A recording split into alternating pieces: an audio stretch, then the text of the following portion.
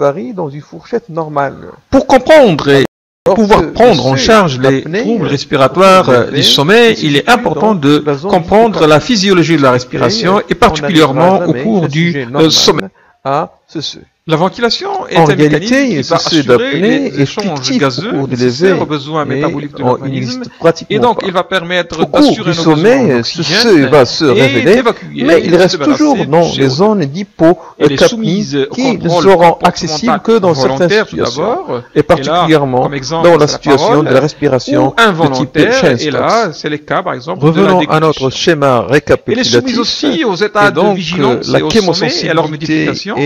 Ils vont modifier sa fréquence, sa régularité, son amplitude, et surtout les chémorécepteurs on a démontré qu'il existe de nombreuses et particulièrement altérés au cours du sommeil, aussi bien au cours du sommeil lent et surtout au cours du sommeil paradoxal. Et les neurones impliqués dans la genèse et la maintenance des états de veille au sommeil. Aussi bien thoracique que pharyngé. Donc nous allons voir au cours de ce cours un rappel tout d'abord des centres respiratoires et de leur rôle, le contrôle ventilatoire à l'éveil et le contrôle ventilatoire au sommeil et certaines implications sur le plan pratique. Le maintien de l'homéostasie ventilatoire est compromis. Dans cette vue antérieure du cerveau, vous voyez bien, il y a les structures pontiques, donc le pont cérébral et le bulbe brachydien, et les centres respiratoires vont s'étendre sur ces deux structures. Le sommeil augmente les résistances des voies aériennes supérieures. Donc il existe deux groupes respiratoires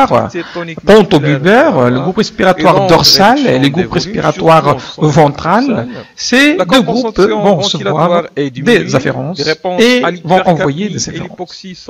Donc les afférences, vous avez deux types d'afférences. Vous avez les afférences qui proviennent de récepteurs mécaniques, les mécanorécepteurs. Donc essentiellement les récepteurs pulmonaires à l'étirement et les récepteurs G pulmonaires, mais aussi des récepteurs qui vont prendre le chemin du nerf laryngé supérieur.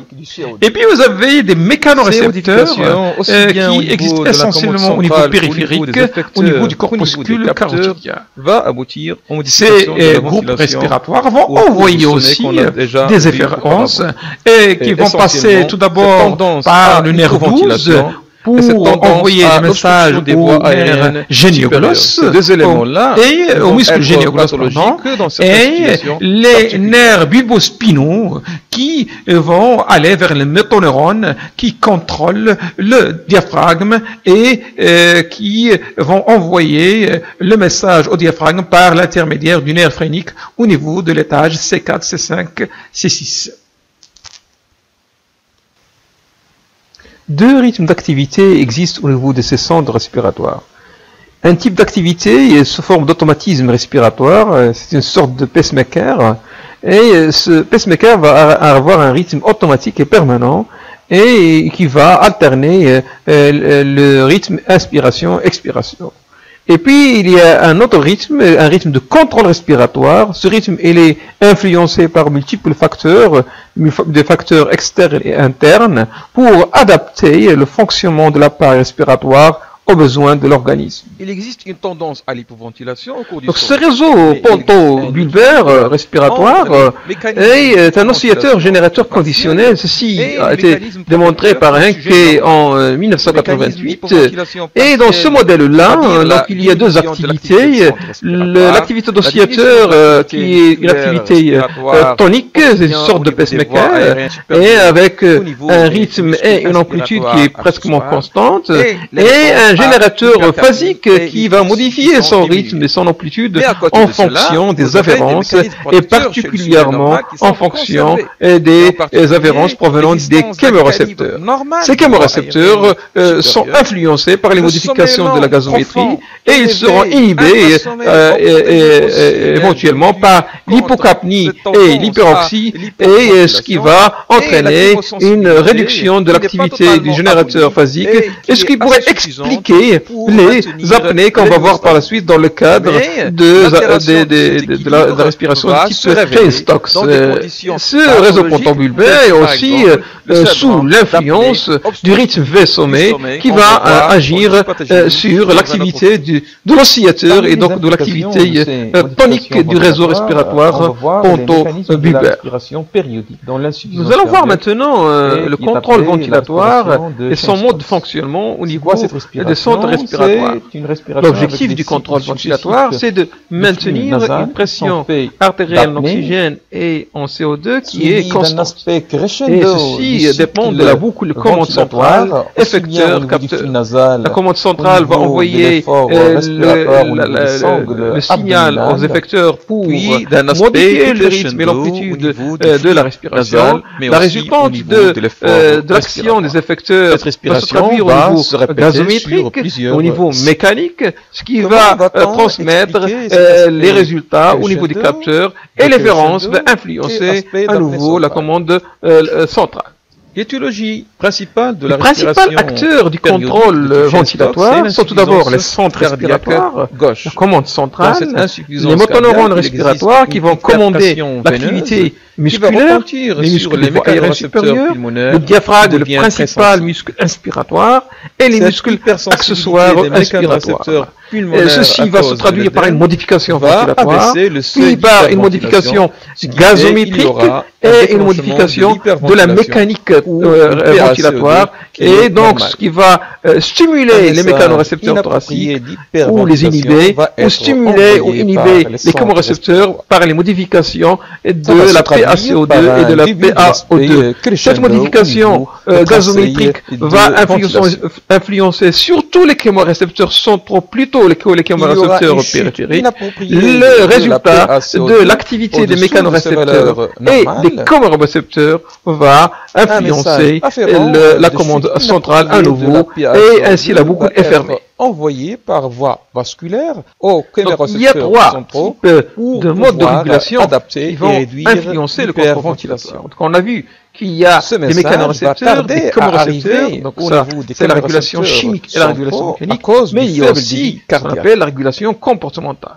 Cette régulation comportementale dépend des influences suprabulbaires, des informations périphériques et qui sont liées aux modifications de l'environnement extérieur et de l'environnement intérieur. Leur importance est capitale pour les activités non ventilatoires de l'appareil respiratoire et qui nécessitent une modification du besoin de l'organisme. La régulation chimique, elle dépend essentiellement, comme on a vu tout à l'heure, des récepteurs, des chémorécepteurs, aussi bien entre les messages afférents lents et les messages efférents rapides va expliquer l'hypersensibilité des chémorécepteurs. Cette régulation chimique est très importante. Prenons la relation entre la ventilation et la variation. La régulation mécanique, elle dépend de l'action des récepteurs pulmonaires et pharyngés qui sont sensibles à l'étirement et leur importance importante pour moduler la fin de l'inspiration, essentiellement par les récepteurs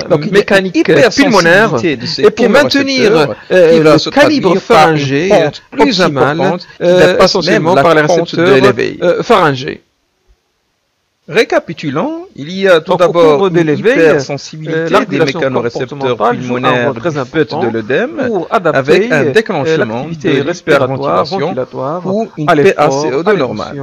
Et puis, il y a une hypersensibilité des chémorécepteurs centraux deux types de régulation comportementale qui est expliquée par le faible débit cardiaque et le déphasage entre les messages afférents sanguins lents et les messages nerveux rapides avec plus de messages hyperventilants qui vont expliquer l'aspect crescendo avec une réponse ventilatoire de plus en plus et l'influence corticale est nécessaire à un bon moment il y aurait l'aspect crescendo tel que la parole, la toux, la déglutition. Normalement, un sujet mais ces neurones corticaux impliqués dans cette régulation pourraient contourner le tronc cérébral et aller se projeter directement sur les motoneurones périphériques.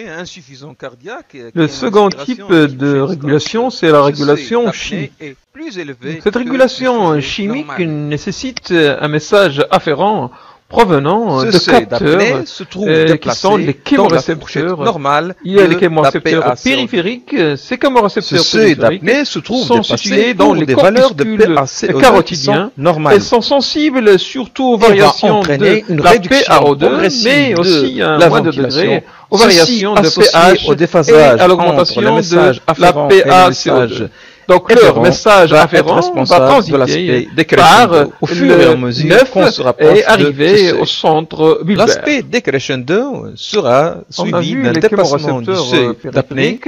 Et à côté de ces chémorécepteurs, le message afférent du seuil de PaCO2 d'apnée dépassé va atteindre la surface ventrale du bulbe. Ces centres qui sont stimulés par les ions H+, un message d'arrêter la respiration. L'augmentation de la PaCO2 va se traduire aussi au niveau des capillaires sanguins liés à la barrière hémato-encéphalique. Le CO2 accumulé dans les capillaires sanguins va traverser la barrière hémato-encéphalique et va entraîner la formation d'ions H+.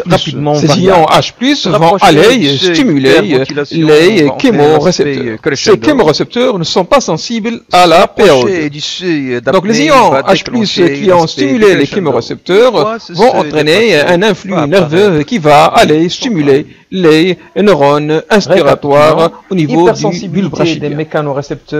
Ces chémorécepteurs fonctionnent avec deux seuils d'activité. En effet, ce qui est en bleu, c'est le seuil d'hyperventilation et ce qui est en rouge, c'est le seuil apnéique. Pour le seuil apnéique, c'est un seuil de PaCO2 au-dessous duquel le centre respiratoire va entraîner une apnée. En réalité, ce seuil apnéique n'est pas visible au cours de la journée et ne peut se révéler que au cours du sommeil. Par contre, le seuil d'hyperventilation, il est fonctionnel au cours de la journée. Par contre, une fois ce seuil d'hyperventilation est dépassé, lorsqu'on dit seuil, c'est la variation, le taux de PaCO2 qui va déclencher l'hyperventilation. Une fois ce taux de PaCO2 atteint, donc les centres respiratoires vont répondre par une augmentation de la ventilation. Et donc cette réponse des chémorécepteurs va permettre de maintenir la concentration de PaCO2 dans une fourchette normale. Deux exemples où ces seuils vont se modifier de manière pathologique, c'est tout d'abord les sujets qui ont un syndrome d'obésité hyperventilation. En effet, chez ces gens-là, le seuil d'hyperventilation est très élevé, ce qui fait, malgré l'augmentation de la PaCO2, il n'y aura pas de variation de la ventilation et cette variation ne va se faire qu'au pour des PaCO2 très élevés. La conséquence, c'est donc l'apparition d'une hypercapnie diurne et nocturne. Le deuxième exemple, c'est le cas de la respiration de type abdominal. Ces gens-là, ils ont à l'opposé du CGSOH des chémorécepteurs qui sont très sensibles à la variation de la PaCO2. En effet, leur seuil d'hyperventilation, eux, est plutôt bas et donc ils vont hyperventiler pour des chiffres plus ou moins normaux de la PaCO2. Ce qui caractérise cette respiration de type Cheyne-Stokes, c'est l'existence d'un seuil d'apnée qui est élevé. Ce seuil d'apnée élevé fait que pour des valeurs de PaCO2 qui sont habituellement normales, les centres respiratoires vont déclencher une apnée. Nous allons passer maintenant à la régulation mécanique. En effet, on a parlé des mécanorécepteurs. Ces mécanorécepteurs existent dans le poumon, dans les voies aériennes et dans les pharynx. Dans le parenchyme pulmonaire, dans les voies aériennes, ces mécanorécepteurs sont sensibles à l'étirement. Leur influx va transiter par le nerf 10 et va arriver au centre bulbaire. Donc vous avez ici une expérience qui montre cette activité des mécanorécepteurs. Donc en bas, vous avez l'activité des mécanorécepteurs et en haut, vous avez les variations du volume courant. Donc la partie ascendante, ça traduit l'aspiration, la partie descendante, ça traduit l'expiration. Donc ce que vous allez remarquer, c'est que au début de l'aspiration, l'activité des mécanorécepteurs elle est faible. L'insuffisance cardiaque gauche objectivée par une diminution du débit cardiaque et une augmentation des pressions. Elle va augmenter au fur et à mesure de l'augmentation du volume courant, c'est-à-dire elle va renseigner les centres respiratoires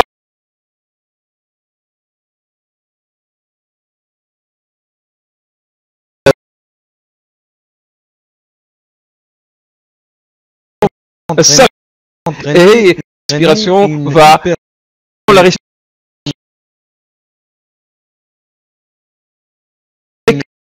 récepteur qui vont entraîner une hyperventilation à cause de l'œdème pulmonaire qui va les stimuler. En parallèle, plus des mécanorécepteurs pulmonaires, il y a les mécanorécepteurs pharyngés qui sont situés dans la paroi pharyngée et qui sont sensibles à l'étirement et qui sont à la base du réflexe dilatateur du chémorécepteur va entraîner cet aspect crescendo de l'hyperventilation. Pression intraluminale négative telle qu'elle est déclenchée par l'aspiration va entraîner l'activation de ces récepteurs avec un message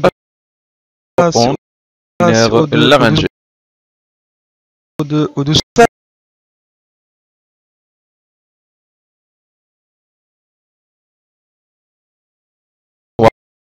Les motoneurones activés vont stimuler par la voie du nerf hypoglosse les muscles du pharynx et particulièrement le muscle génioglosse. Le micro-éveil du sommeil secondaire au micro-éveil va être responsable d'une somnolence diurne excessive et d'une fatigue importante. La fragmentation du sommeil secondaire, le micro-éveil, lui, va être responsable de l'apparition de la somnolence diurne excessive et d'une fatigue. Dans la deuxième ligne. Et dans ces deux lignes-là, on voit que le début de l'activité du génioglosse précède celle de l'activité diaphragmatique.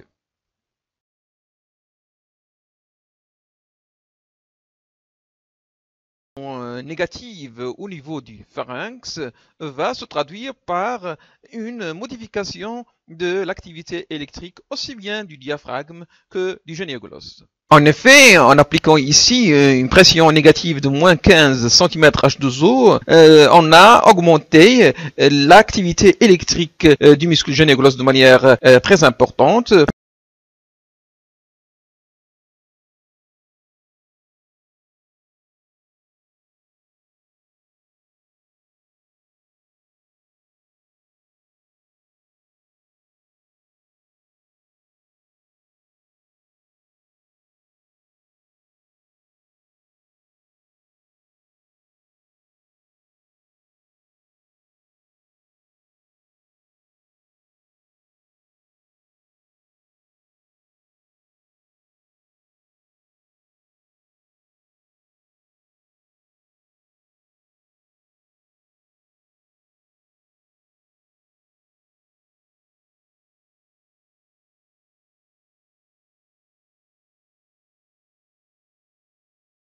Et cette augmentation de l'activité du génioglosse précédait une augmentation de l'activité électrique du muscle diaphragmatique. L'activité du génioglosse permet d'augmenter le calibre du pharynx. En effet, le pic d'activité du génioglosse qui précède celle du diaphragme va permettre de prévenir le collapsus des voies aériennes supérieures et donc de favoriser et de préparer le flux aérien qui va être déclenché par le diaphragme de manière plus intense. C'est pourquoi ce réflexe dilatateur du pharynx est appelé réflexe protecteur du pharynx et il va jouer un rôle important dans l'éthiopathogénie du syndrome d'apnée obstructive du sommeil.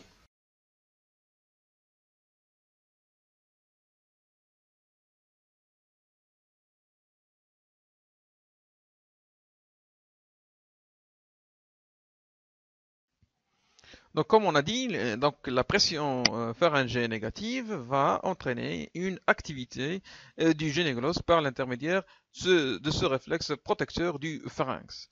Donc, ce réflexe protecteur du pharynx est contrôlé par deux éléments. Tout d'abord, les neurones phasiques inspiratoires qui vont contrôler l'activité des motoneurones du nerf hypoglosse. À l'opposé, le stimulus d'éveil va inhiber ce réflexe protecteur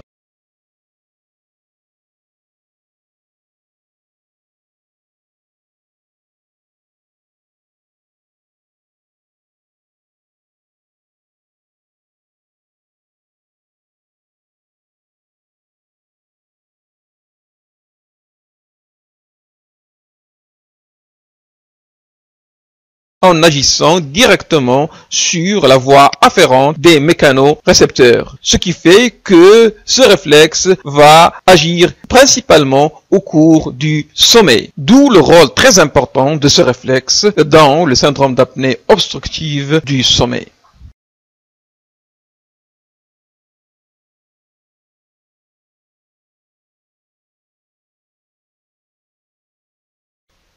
Quelles sont les modifications de la ventilation et de son contrôle au cours du sommeil?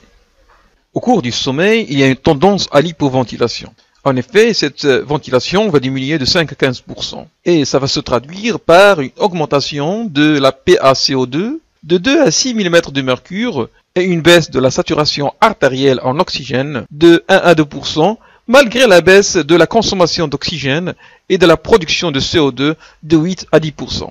En parallèle, le rythme de la ventilation va changer. Cette ventilation sera irrégulière dans les stades 1 et 2 et avec une tendance à avoir une respiration périodique. Et plus encore, cette irrégularité va s'accentuer en sommeil paradoxal, en particulier lors de l'activité phasique du sommeil paradoxal. Par contre, cette ventilation sera stable et très régulière dans les stades 3 et 4, les stades de synchronisation corticale et avec une baisse du volume courant de 10% et avec une fréquence respiratoire qui sera pratiquement inchangée et régulière. En parallèle, il y aura une tendance à l'obstruction des voies aériennes supérieures avec diminution du calibre des voies aériennes supérieures qui va se traduire par une augmentation des résistances et des voies aériennes plus collabables, particulièrement en sommeil paradoxal. Pourquoi il y a ces modifications ventilatoires? Tout d'abord, il y a des modifications au niveau du système nerveux central et particulièrement au niveau des centres respiratoires. Au cours du sommeil lent, il y a une stabilité de la respiration en sommeil très profond, donc le sommeil à ondes lentes, N3 et N4, et avec une diminution de l'activité phasique des centres respiratoires bulbaires, de l'activité tonique aussi, avec une diminution des afférences, et ceci est lié particulièrement à l'activité de la formation réticulée ascendante, aux modifications du contrôle comportemental et au rôle des noyaux monoaminergiques. Par contre, l'activité tonique des motoneurones respiratoires reste conservée. Ce qui fait le contrôle principal de la ventilation au cours du sommeil lent, c'est un contrôle métabolique qui va passer par l'intermédiaire des chémorécepteurs. En parallèle, pour le sommeil paradoxal, la respiration est très variable et très irrégulière, avec une augmentation de l'activité phasique des centres respiratoires bulbaires, et ceci est particulièrement lié à l'activité phasique du sommeil paradoxal. L'activité tonique, elle aussi, est diminuée des motoneurones respiratoires en opposé à sa conservation au cours du sommeil lent. Et on attribue ces modifications à un arrêt de l'activité staminergique, et on attribue ces modifications à un arrêt de l'activité sérotoninergique, et on attribue cette modification à un arrêt de l'activité sérotoninergique avec une augmentation de l'activité cholinergique. Si bien que le contrôle principal au cours du sommeil lent, c'est plutôt le contrôle comportemental. Nous allons remplir ce schéma qui montre les modifications du contrôle ventilatoire au cours du sommeil de manière progressive. Tout d'abord, les modifications au niveau du centre respiratoire. Nous avons remarqué qu'il y a une augmentation de l'activité phasique des centres respiratoires au cours du REM et qui se fait de manière concomitante à l'activité phasique du REM lui-même et une diminution de cette activité phasique au cours du sommeil non-REM. Pour les motoneurones respiratoires, leur activité est conservée au cours du non-REM, mais il est diminué au niveau du REM, en particulier dans sa phase tonique. Nous avons dit tout à l'heure qu'il y a une tendance au collapsus des voies aériennes supérieures au cours du sommeil et qui va augmenter les résistances à ce niveau. Quel est le mécanisme de cette augmentation des résistances des voies aériennes supérieures? On sait que tout effort inspiratoire va se traduire par une augmentation de la pression négative intrathoracique. Cette augmentation de la pression négative intrathoracique va s'étendre aussi au niveau des voies aériennes supérieures. Et donc on peut l'évaluer soit par la mesure de la pression œsophagienne ou bien aussi par la mesure de la pression pharyngée. Donc le meilleur moyen d'analyser cette augmentation de résistance, c'est d'analyser la relation entre le débit nasal, qui est le résultat de l'effort inspiratoire, et la pression pharyngée au cours d'un événement obstructif qui se traduit par une limitation de débit. Dans cette étude, la première courbe en haut traduit l'évolution de la pression pharyngée au cours d'un événement respiratoire de limitation de débit. Dans la deuxième courbe, on voit le canal de débit nasal qui traduit l'évolution de la pression inspiratoire. Et vous voyez qu'au cours de l'événement obstructif, il y a des plateaux qui vont s'installer au niveau de la courbe. Et enfin, dans le troisième graphique, on voit la relation entre la pression motrice générée et le débit inspiratoire. Avant le début de l'événement obstructif, la respiration elle est normale et le débit inspiratoire et expiratoire est normal. Et donc une pression négative pharyngée minime est suffisante pour générer un flux nasal suffisant.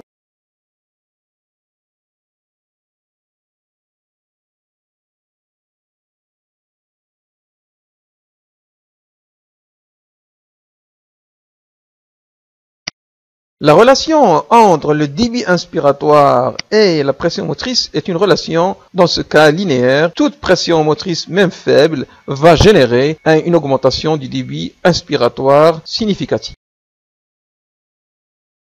À l'approche de l'événement obstructif, on voit que la pression motrice a augmenté pour faire face à ce début d'obstruction. Et on remarque que la pente inspiratoire n'est pas droite et il a tendance à s'arrondir. Dans ce cas-là, la relation entre le débit inspiratoire et la pression motrice n'est plus linéaire et ça devient sous forme d'une ligne horizontale et même une ligne inversée, traduisant que l'effort respiratoire est insuffisant pour générer un débit inspiratoire suffisant. Au cours de l'événement obstructif, la pression pharyngée chute de manière importante pour faire face à l'obstruction pharyngée. Cette obstruction pharyngée et donc cette augmentation de résistance au niveau des voies aériennes supérieures va se traduire par un plateau inspiratoire. Ainsi, la relation entre le débit inspiratoire et la pression motrice devient inversement proportionnelle. Ceci fait que toute augmentation de pression motrice, et même très importante, n'arrive pas à générer le débit inspiratoire suffisant, ce qui va se traduire par une diminution importante du flux au niveau de la courbe du débit nasal.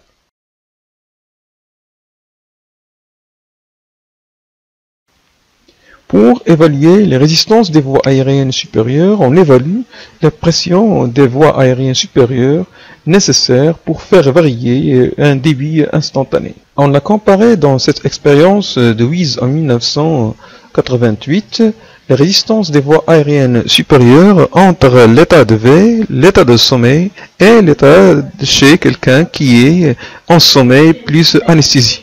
On a démontré que les résistances des voies aériennes supérieures doublent au cours du sommeil par rapport à l'état de veille et pratiquement ils quadruplent lorsque on est en sommeil avec anesthésie. En effet, pour la même variation de débit inspiratoire instantané,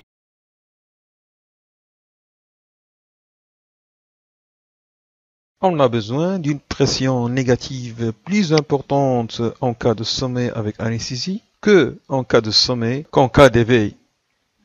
Revenons à notre schéma. Donc le second élément qui va intervenir pour les modifications de la ventilation au cours du sommeil, c'est l'augmentation des résistances des voies aériennes supérieures.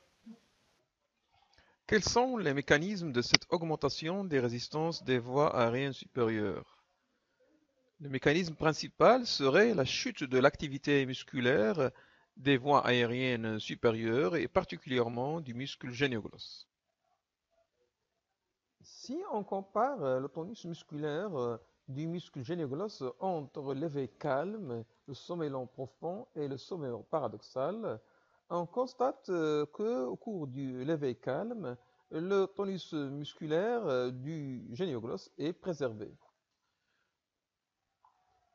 Au cours du sommeil lent profond, le tonus musculaire du génioglosse va chuter, mais cette chute va être la plus profonde au cours du sommeil paradoxal, et particulièrement au cours de son activité tonique. À côté de la chute de l'activité musculaire des voies aériennes supérieures et particulièrement du génioglosse au cours du REM tonique, il y a une chute de cette activité aussi au cours du REM phasique. Dans cette étude, on voit que au cours du REM phasique, le REM phasique, on le visualise ici par les mouvements oculaires rapides.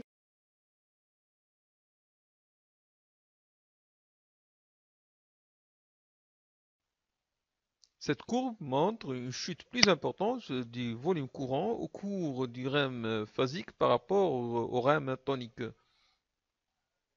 Cette chute du volume courant s'accompagne d'une chute plus importante du tonus au cours du REM phasique par rapport au REM tonique. Et on voit mieux ça dans le signal intégré de l'EMG du muscle génioglosse. Et donc, à côté de la chute du tonus musculaire au cours de la phase tonique, visualisée ici par les abréviations TREM,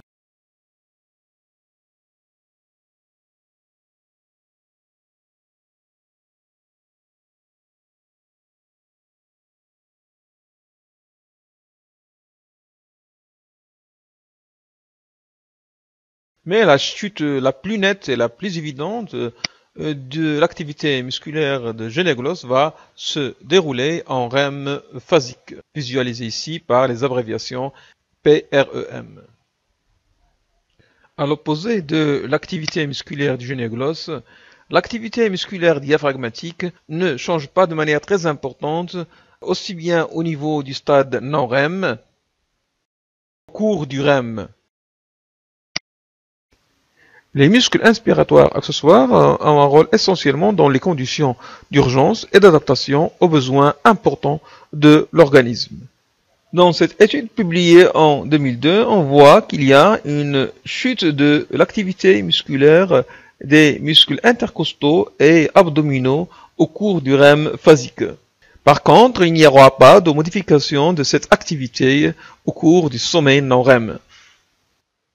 Si l'activité du muscle diaphragmatique est relativement conservée et dans les deux stades non-REM et REM, à l'opposé, il y a des éléments qui vont s'opposer à son activité pour entraîner l'hypoventilation. C'est essentiellement l'augmentation des résistances des voies aériennes supérieures avec la chute de l'activité musculaire du génioglosse qui va tendre à réduire le calibre du pharynx et aussi, il faut y ajouter la chute de l'activité musculaire des muscles inspiratoires accessoires au cours du REM, ce qui rend difficile l'adaptation de l'activité musculaire respiratoire aux besoins de l'organisme.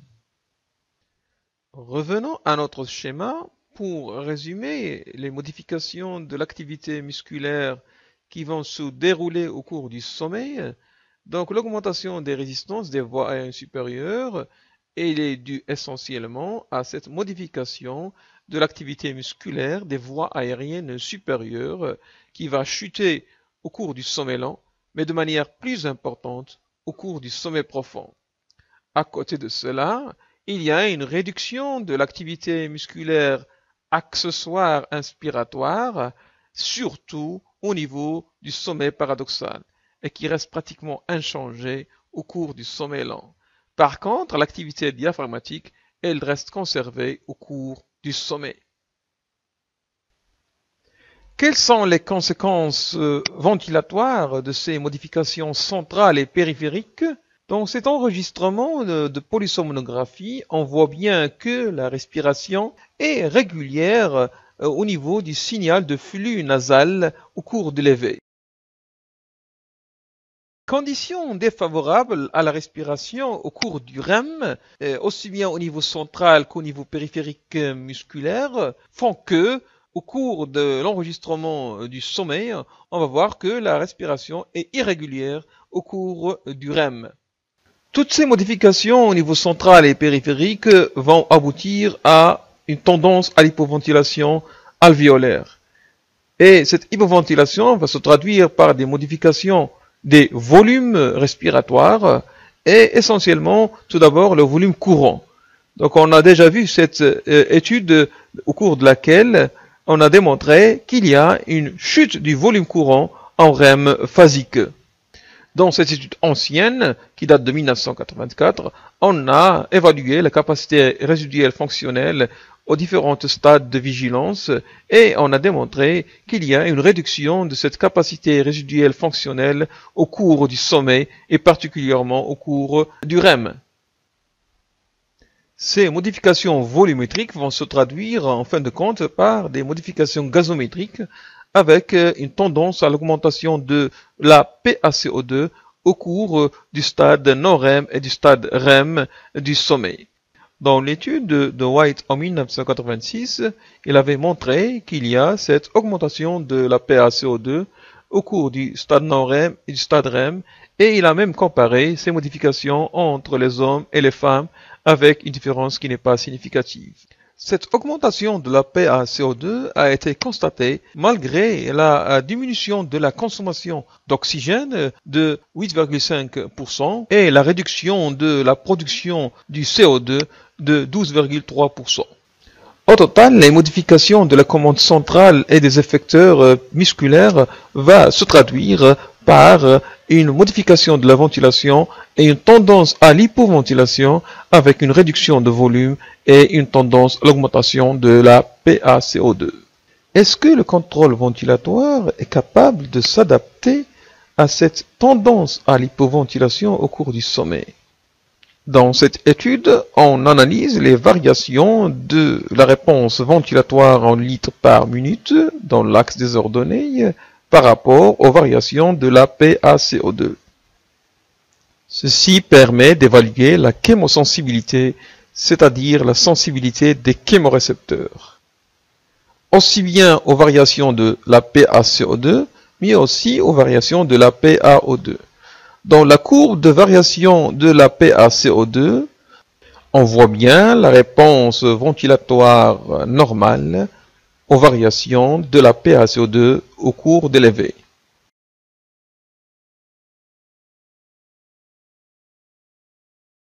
La pente de la réponse ventilatoire aux variations de la PaCO2 va diminuer progressivement au stade du sommeil lent pour chuter de manière nette au cours du sommeil paradoxal.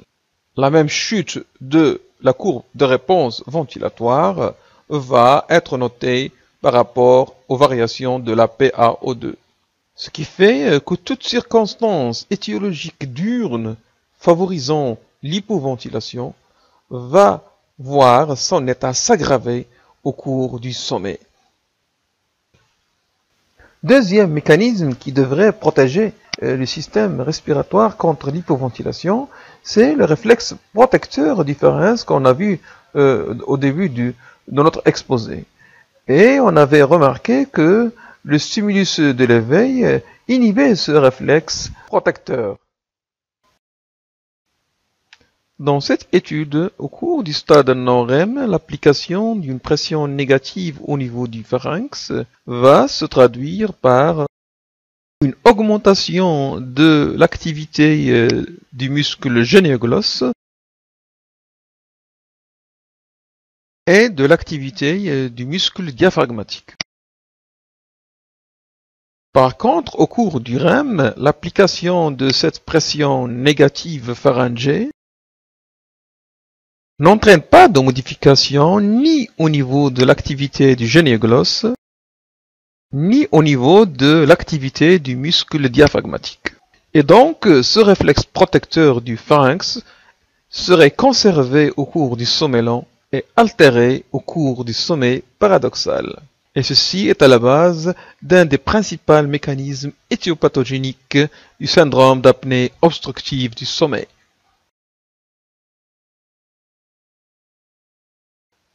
Un autre élément du contrôle ventilatoire qui mérite d'être étudié, c'est le seuil apnéique. Ce seuil apnéique n'est pas visible au cours de l'éveil. En effet, au cours de l'éveil, la PaCO2 varie dans une fourchette normale, alors que le seuil d'apnée au cours de l'éveil, il se situe dans la zone d'hypocapnie, ce qui fait on n'arrivera jamais chez un sujet normal à ce seuil. En réalité, ce seuil d'apnée est fictif au cours de l'éveil et il n'existe pratiquement pas. Au cours du sommeil, ce seuil va se révéler, mais il reste toujours dans les zones d'hypocapnie qui ne seront accessibles que dans certaines situations, et particulièrement dans la situation de la respiration de type Cheyne-Stokes. Revenons à notre schéma récapitulatif, et donc la chémosensibilité et le travail des chémorécepteurs est particulièrement altéré, et surtout les chémorécepteurs centraux est particulièrement altéré au cours du sommeil, aussi bien au cours du sommeil lent, mais surtout au cours du sommeil paradoxal. Par contre, les réflexes protecteurs et particulièrement les mécanorécepteurs, aussi bien thoraciques que pharyngés, vont voir leur activité diminuer, surtout au cours du sommeil paradoxal, et rester conservés au cours du sommeil lent. En résumé, pendant le sommeil, le maintien de l'homéostasie ventilatoire est compromis. Le sommeil diminue la stimulation des neurones respiratoires bulbaires par les centres supérieurs avec une chute de l'activité phrénique et de l'hypoglosse et une tendance partielle à l'hypoventilation. Le sommeil augmente les résistances des voies aériennes supérieures avec diminution de l'activité tonique musculaire respiratoire et donc réduction des volumes, surtout en sommeil paradoxal. La compensation ventilatoire est diminuée, les réponses à l'hypercapnie et l'hypoxie sont diminuées et un seuil apnéique très sensible au CO2 est facilement atteint. Le réflexe protecteur est nettement altéré au cours du sommeil paradoxal avec une compensation ventilatoire à la charge mécanique qui est perdue. Ceci va conduire à une tendance à l'hypercapnie malgré la réduction de la production métabolique du CO2. Ces modifications, aussi bien au niveau de la commode centrale qu'au niveau des effecteurs qu'au niveau des capteurs, va aboutir aux modifications de la ventilation au cours du sommeil qu'on a déjà vu auparavant. Et essentiellement, cette tendance à l'hypoventilation et cette tendance à l'obstruction des voies aériennes supérieures. Ces deux éléments-là ne vont être pathologiques que dans certaines situations particulières.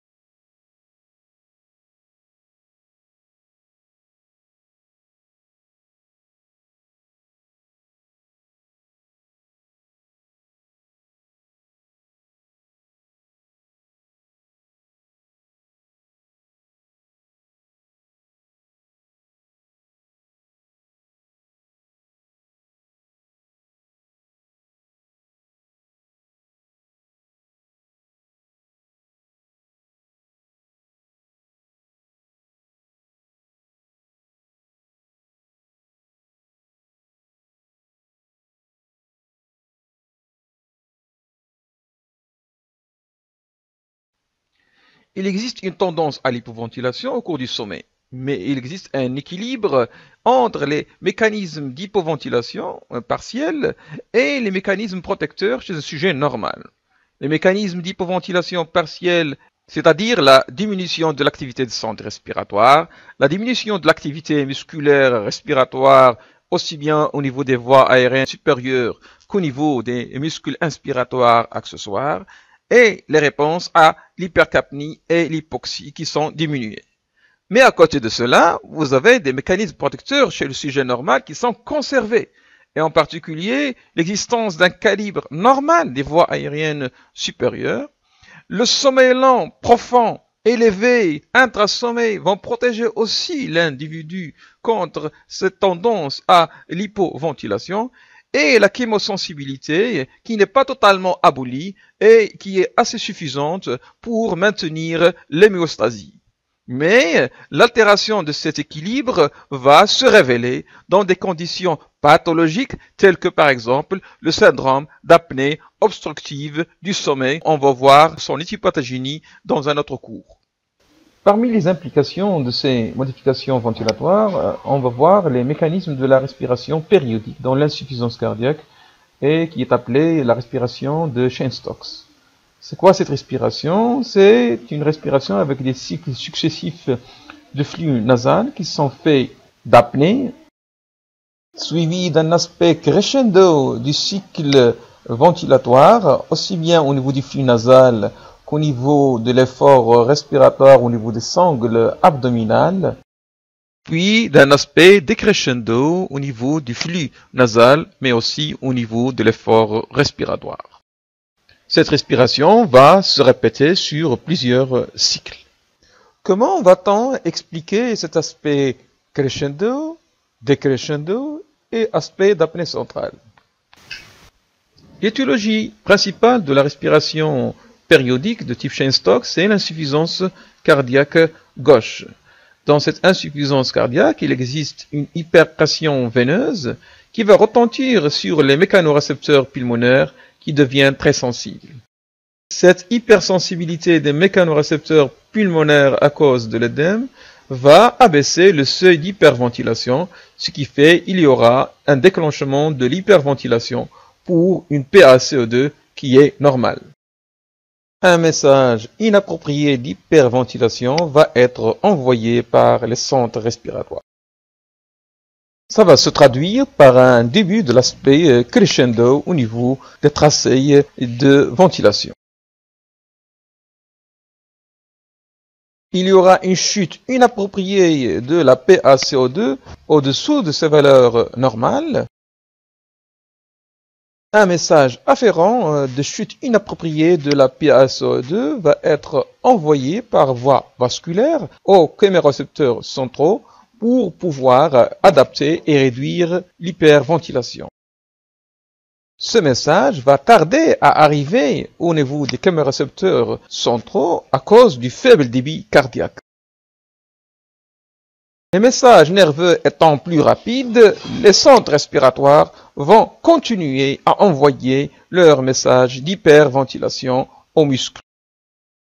La persistance du faux message afférent constant va se traduire par des messages efférents de plus en plus fréquents et de plus en plus amples et qui vont se traduire par l'aspect crescendo. Et une chute plus importante de la PaCO2. Cette discordance entre les messages afférents longs et les messages efférents rapides va expliquer l'hypersensibilité des chémorécepteurs. Reprenons la relation entre la ventilation et la variation de la PaCO2. Donc on avait dit qu'il y a une tendance à une chute de la pente de cette variation au cours du sommeil et surtout au cours du sommeil paradoxal. Au cours de la respiration de type Cheyne-Stokes, donc il y a une hypersensibilité de ces chémorécepteurs qui va se traduire par une pente plus importante qui dépasse même la pente de l'éveil. Récapitulons, il y a tout d'abord une hypersensibilité des mécanorécepteurs pulmonaires du fait de l'œdème avec un déclenchement de l'hyperventilation pour une PaCO2 normale. Et puis, il y a une hypersensibilité des chémorécepteurs centraux au CO2 qui est expliquée par le faible débit cardiaque et le déphasage entre les messages afférents sanguins lents et les messages nerveux rapides avec plus de messages hyperventilants qui vont expliquer l'aspect crescendo avec une réponse ventilatoire de plus en plus ample. Pourquoi il y aurait l'aspect décrescendo et l'apnée centrale? Donc, normalement, un sujet normal, au cours de l'éveil, ne présente pas de seuil apnéique, mais ce seuil apnéique va être démasqué au cours du sommeil. Chez le sujet insuffisant cardiaque qui a une respiration de type Cheyne-Stokes, ce seuil d'apnée est plus élevé que le sujet normal. Ce seuil d'apnée se trouve déplacé dans la fourchette normale de la PaCO2. Ce seuil d'apnée se trouve dépassé pour des valeurs de PaCO2 qui sont normales et va entraîner une réduction progressive de la ventilation. Ceci associé au déphasage entre les messages afférents et les messages efférents va être responsable de l'aspect décrescendo au fur et à mesure qu'on se rapproche de ce seuil. L'aspect décrescendo sera suivi d'un dépassement du seuil d'apnée. Le message afférent du seuil de PaCO2 d'apnée dépassé va atteindre les centres respiratoires. Ces centres respiratoires vont envoyer un message d'arrêter la respiration et donc d'entraîner une apnée centrale. Malgré l'apnée centrale, la conséquence finale, c'est une tendance à l'hypocapnie. La zone d'équilibre où le système de contrôle ventilatoire ne va pas intervenir se trouve très réduite. C'est comme s'il s'agit d'un oscillateur à amplitude rapidement variable. Se rapprocher du seuil d'hyperventilation va entraîner l'aspect crescendo. Se rapprocher du seuil d'apnée va déclencher l'aspect décrescendo. Une fois ce seuil dépassé, va apparaître l'apnée centrale. Récapitulons. Hypersensibilité des mécanorécepteurs pulmonaires et début d'hyperventilation. Hypersensibilité des chémorécepteurs centraux au CO2 et début de l'aspect crescendo. Rapprochement du seuil apnéique élevé et aspect décrescendo. Tendance à l'hypocapnie avec une chute anormale de la PaCO2. Le seuil apnéique élevé se trouve rapidement dépassé. Apparition de l'apnée centrale. Dans ce tracé de polysomnographie, on voit en rouge en haut le flux nasal, puis la thermistance, puis en bleu les efforts thoraciques et abdominaux, et au milieu l'évolution de la saturation artérielle en oxygène. Donc dès l'endormissement, il y aura amorçage de l'aspect crescendo, aussi bien au niveau des sangles abdominales qu'au niveau du flux nasal comme conséquence à cet effort de respiration. L'aspect crescendo se poursuit avec comme conséquence une hyperventilation et une augmentation de la SaO2 qui dépasse rapidement le seuil d'apnée. Ce maximum de PaO2 atteinte correspond à son équivalent en seuil d'apnée de PaCO2. Et donc, ça va être suivi par l'apparition d'une apnée centrale qui va se traduire tout d'abord par une chute et un arrêt de l'effort respiratoire au niveau des sangles thoraciques et abdominales et un arrêt du flux nasal. L'altération de la fonction cardiaque est la cause principale de ces modifications du contrôle ventilatoire. En effet, l'œdème va altérer le fonctionnement des mécanorécepteurs. De même, le faible débit cardiaque va retentir sur la vitesse des messages afférents et va être responsable de ce déphasage important entre l'influx efférent et l'influx afférent et donc de l'aspect crescendo-décrescendo. Ces modifications ventilatoires vont à leur retour entraîner des répercussions sur la fonction cardiaque. En effet, cette oscillation ventilatoire à amplitude très variable va de pair avec une stimulation du sympathique et une oscillation de plusieurs cycles physiologiques.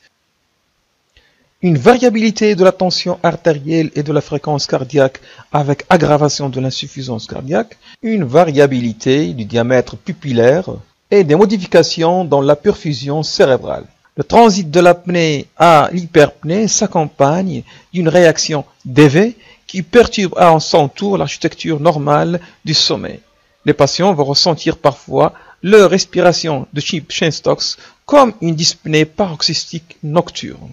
Un cercle vicieux d'interaction entre la respiration de Cheyne-Stokes et l'altération de la fonction cardiaque s'installe. En bleu, ici, vous avez les conséquences de la réponse du contrôle respiratoire. En rose, les conséquences de l'altération de la fonction cardiaque. Et en marron, les conséquences cliniques diurnes. L'insuffisance cardiaque gauche objectivée par une diminution du débit cardiaque et une augmentation des pressions de remplissage va entraîner une hyperpression veineuse avec une tendance à la surcharge pulmonaire avec de l'œdème. Cet œdème va entraîner une hypersensibilité des barorécepteurs ou des mécanorécepteurs pulmonaires.